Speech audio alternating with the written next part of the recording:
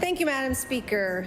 As we've been discussing, the Premier is concentrating power, cutting out experts and planners, and giving some developers a fast lane to build without regard for things like tenders or oversight, and with virtually no strings attached. But meanwhile, it's extremely difficult for families to get a construction loan to build their first home.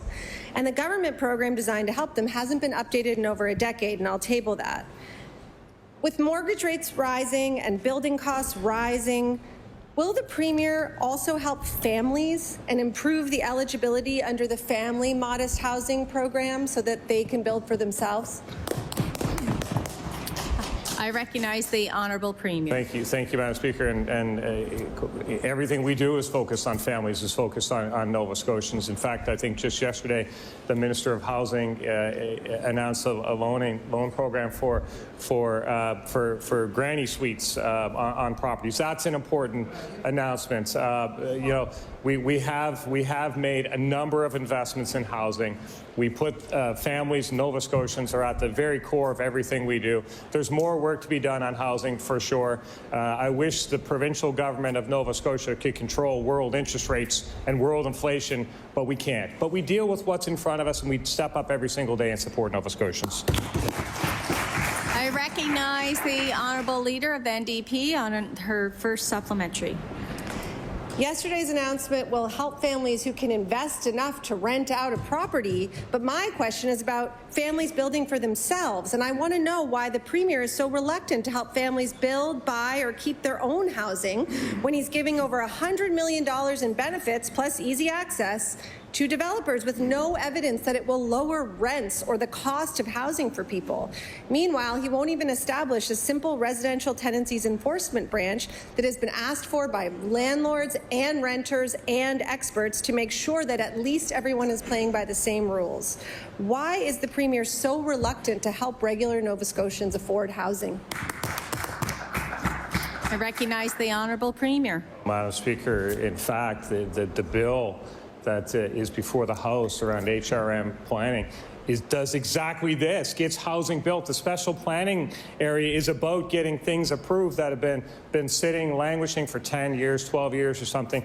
You know, there's a number of areas, and one of the areas is very close to the members area where there'll be 800 to 1,000 families will live in homes in that area, and that member has been against that since the beginning. I wish they would never build there. Madam Speaker, the reality is, Madam Speaker, is that we have a situation with the HRM where staff have advised to council that projects should go forward, and council says not happening.